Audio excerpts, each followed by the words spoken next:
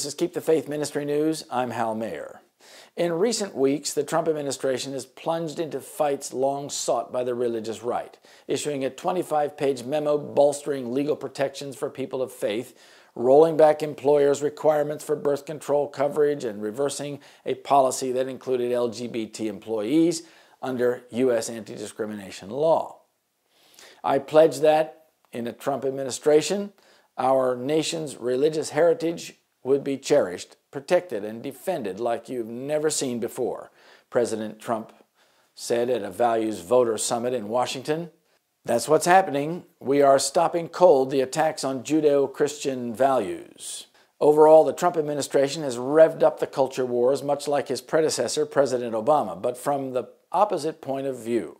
He is appealing to religious conservatives and recalling elements of President Ronald Reagan's administration, which emphasized positions against abortion rights and for school prayer, and in one of his Justice Department's first moves, sought tax-exempt status for the fundamentalist Christian Bob Jones University in South Carolina, despite allegations that its policies are racially discriminatory. As candidates, both Trump in 2016 and Reagan in 1980 won office with significant support from white religious conservatives. Trump, however, drew a greater percentage and now seems even more intent on catering to that constituency. Bureaucrats think they can run your lives, overrule your values, meddle in your faith, and tell you how to live, what to say, and how to pray, he asserted on Friday, vowing to enhance religious interests. Trump's emphasis will likely shape his policy efforts in upcoming months. His administration is working to reverse a tax code provision preventing churches from endorsing politicians, withdraw federal funding from Planned Parenthood, and engage in legal disputes against LGBT people claiming bias and in favor of Christian individuals or entities who say, for example, that they are being excluded from secular aid programs or have been penalized for declining to serve gay customers. In 2016, according to CNN polling, Trump won 61% of white Catholics compared with Hillary Clinton's 37%. Trump won 80% of the white evangelical voters compared to Clinton's 16%. In 1980, Reagan took 52% of white Catholics to Carter's 39%. Trends for evangelicals were not documented in 1980, yet Reagan was plainly helped to the White House by groups such as the Moral Majority, founded by Baptist minister Jerry Falwell, whose namesake son became an early and enthusiastic supporter of Trump in 2016. Much of Trump's evangelical support last year appeared to derive not from who he is, but rather from who he was not, Barack Obama or Hillary Clinton.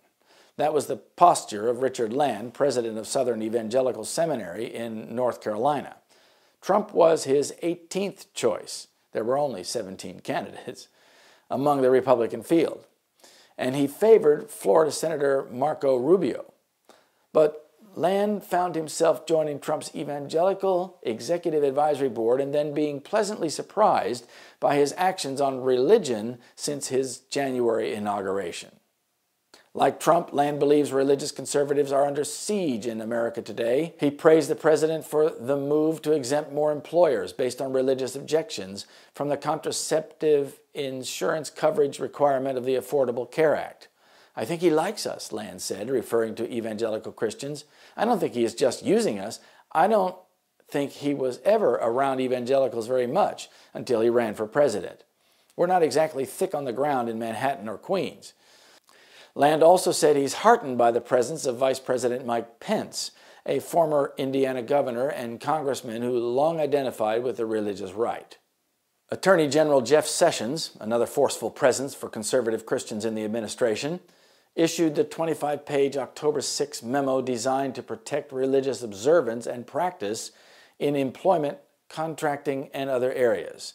It would enhance the ability of employers and others claiming a religious objection, for example, to hire or serve a gay person, to win exemptions from anti-discrimination law. Liberals spin Trump's action as hostile to freedom or religion. Trump's action and policies turn religious liberty on its head, said Daniel Mach, director of ACLU program on freedom of religion and belief. And through his Muslim travel ban, the president has shown outright hostility toward an entire faith.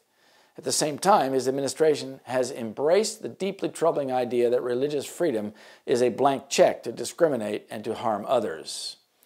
These sort of sentiments stoke further separation of left and right in an already polarized nation. Stoking the religious right too hard might even end up restricting some forms of religious liberty. For instance, lifting the so-called Johnson Amendment, which bars nonprofit organizations from endorsing or opposing candidates such as turning houses of worship into partisan outposts, said Holly Hallman, legal counsel for the Baptist Joint Committee for Religious Liberty. Making such a move could eventually give evangelicals so much power that they would seek to force America to comply with worship laws, such as the observance of Sunday, something predicted in Revelation 13. Mr. Trump has certainly engaged the culture wars and is attempting to restore more traditional understandings of religious liberty, though it is in the context of big cultural changes in America over the last decade. The dignitaries of church and state will unite to bribe, persuade, or compel all classes to honor the Sunday. The lack of divine authority will be supplied by oppressive enactments. Political corruption is destroying love of justice and regard for truth. And even in free America, rulers and legislators, in order to secure public favor, will yield to the popular demand for a law enforcing Sunday observance.